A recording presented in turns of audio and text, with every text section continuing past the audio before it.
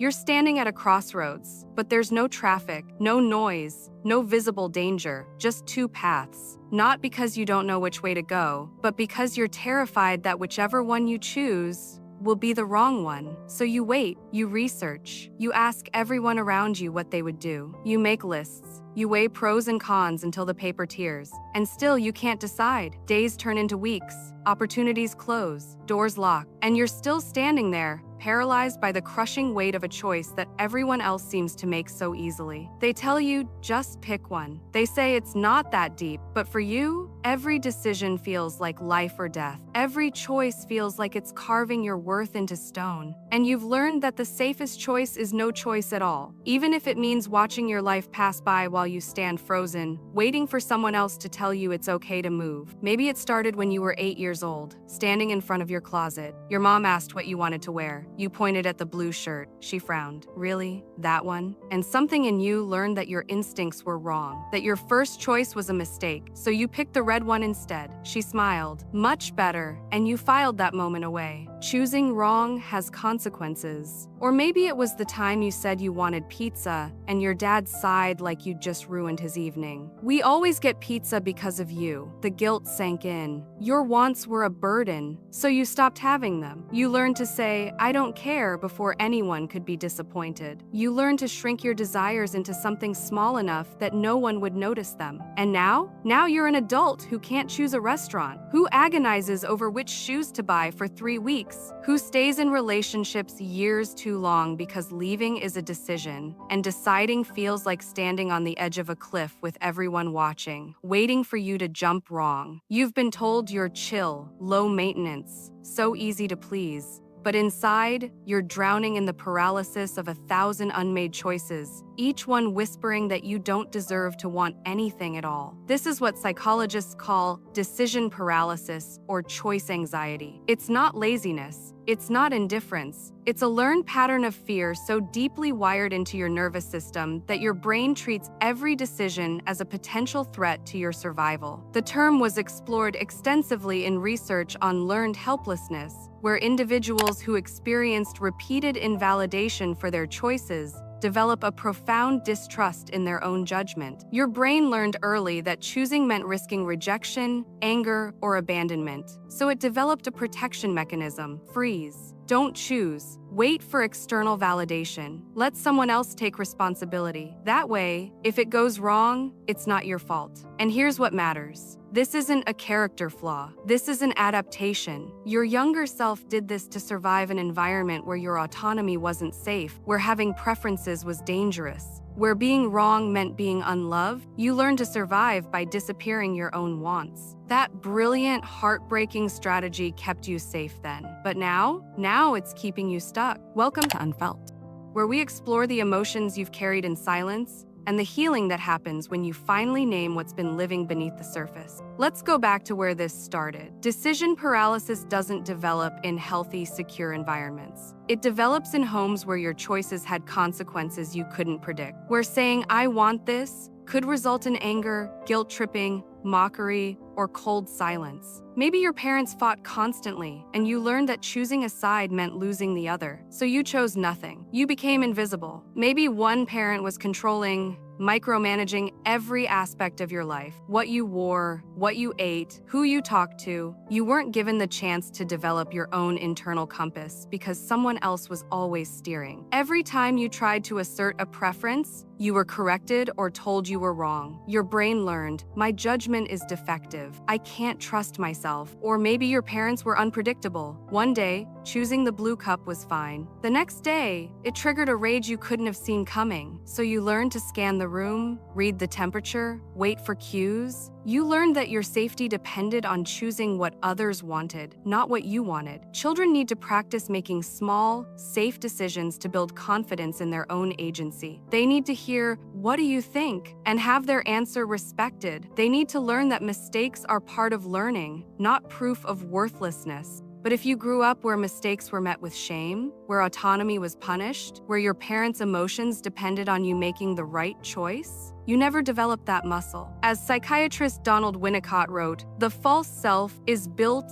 on compliance. It develops when the child learns that their authentic desires are not acceptable, and so they create a version of themselves that pleases others while their true self goes into hiding. That's what happened. Your true self, the one with wants and preferences and instincts, went underground, and the compliant, frozen, indecisive version took over. Not because you're weak, but because that version kept you safe. Now let's talk about what this looks like in your adult life, because decision paralysis isn't just about big life choices. It's the cumulative weight of tiny moments where you freeze, defer, and disappear. You're asked where you want to eat, and your mind goes blank. Not because you don't have preferences, but because choosing feels like a test you might fail. What if they don't like your choice? What if the food is bad? So you say, I'm fine with anything, and you mean it in the most heartbreaking way. I'm fine disappearing so no one has to deal with me. You've been in the same job for years, not because you love it, but because leaving requires a decision. What if you choose wrong? What if the new job is worse? So you stay frozen, watching colleagues move forward while you remain in a position that drained you 3 years ago. The fear of choosing incorrectly feels bigger than the pain of staying stuck. You can't decide if you should stay or go, not because the answer isn't clear, but because making the choice means accepting responsibility for the outcome. What if you leave and regret it? What if you stay and waste more years? So you linger in the in-between, hoping the decision will somehow make itself. You need new shoes. You spend 3 weeks researching brands, reading reviews, comparing prices. You add items to your cart and abandon them. The decision feels too permanent, too risky. What if you choose wrong? So you keep wearing the old shoes with holes in them because at least that's a choice you've already made. In group conversations, you don't share your opinion until you've gauged everyone else's. You wait to see which side is winning before you speak. Not because you don't have thoughts, but because being wrong in public feels unbearable. You've learned to echo, to agree, to blend. Pause here for a moment. Which of these 5 patterns made you stop and think, that's me? Drop a number in the comments. You're not alone in this.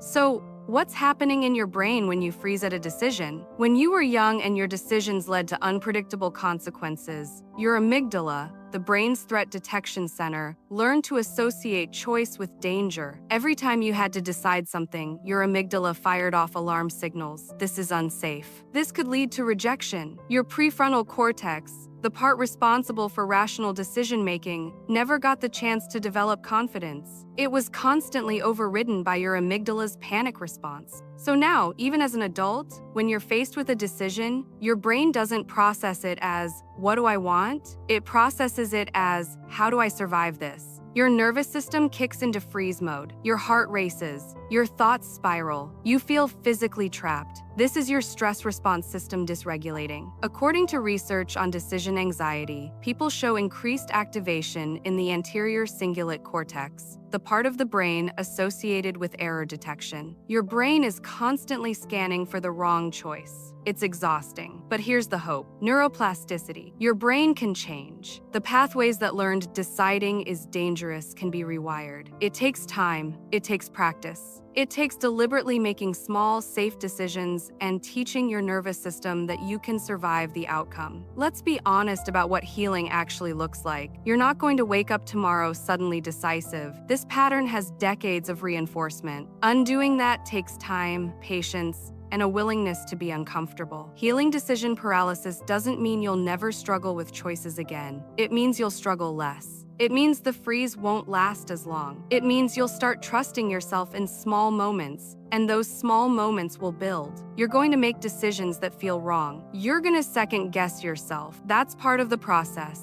Give yourself permission to be messy in this. This isn't about becoming perfect. It's about becoming free. For small, low-stakes decisions, give yourself 2 minutes to choose. No research, no pros and cons lists. Set a timer. When it goes off, you pick. It teaches your brain that not every decision requires extensive analysis. Start with truly insignificant choices. Which coffee to order? Which pen to use? Make the choice in 2 minutes and move on. Expect anxiety at first. Over weeks, the anxiety will lessen. After you make a decision, you practice staying with it. No takebacks. No, actually, I changed my mind. You sit with the discomfort of having chosen. It rewires the pattern of chronic second guessing. Make a small decision. Notice the urge to undo it. Instead, say out loud, I made a choice. I'm staying with it. Breathe through the discomfort. Every day, write down 3 preferences you have. They can be tiny. I prefer tea over coffee today. I prefer the blue mug. It reconnects you with your own desires. It reminds your brain that you're allowed to have preferences. At first, you might draw a blank. Keep going. Over time, your preferences will become clearer. You practice making decisions that are good enough, not perfect. When every choice has to be optimal, you'll never choose. Good enough is freedom. When faced with a decision,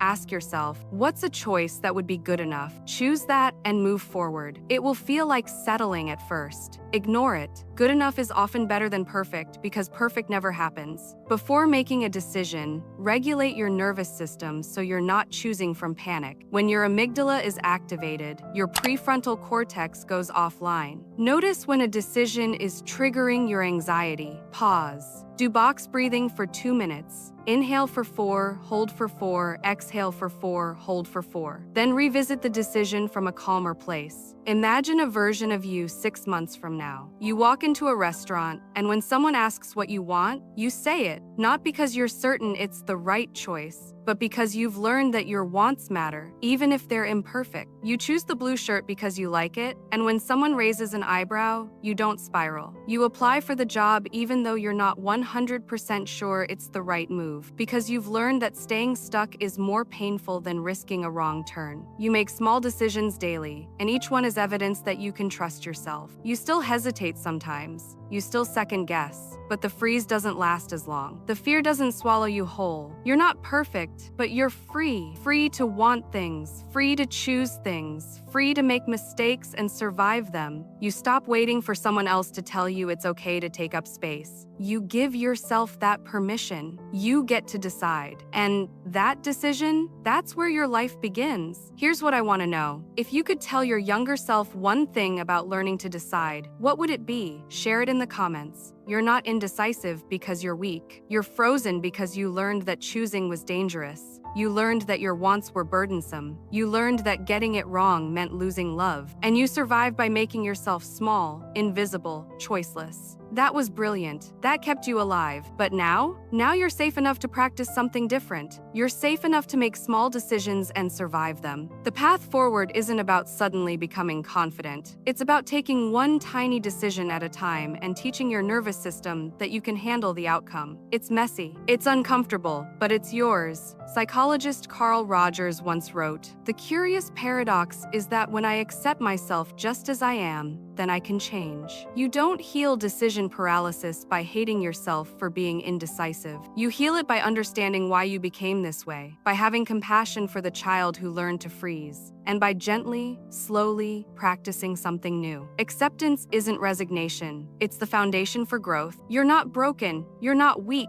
You're someone who learned to survive by disappearing your wants. And now you're learning to exist again, not just exist. Choose. One small decision at a time. If this resonated with you, this is UNFELT, where we explore what lives beneath the surface. Subscribe for more deep dives. And tell me, what topic should I cover next? I read every comment. Before we end, I want to share something that might change how you see this entire journey. There's a concept in therapy called reparenting yourself. It means you become the parent you needed when you were young. The one who says your choice matters instead of that's wrong. The one who says it's okay to change your mind instead of making you feel guilty for having needs. Here's what that looks like practically. When you're frozen at a decision, imagine your younger self standing there with you, that 8-year-old holding the blue shirt, scared to choose. What would you say to them? You'd probably say, pick the one you like. I'll support whatever you choose. That's the voice you're learning to build inside yourself. And here's something nobody talks about. Decision paralysis doesn't just steal your present, it steals your past too. Because when you look back at your life, you won't remember the decisions you made. You'll remember all the decisions you didn't make, the opportunities you watched slip away, the relationships you stayed in too long. But starting today, you can build a different story, not one where you suddenly become fearless,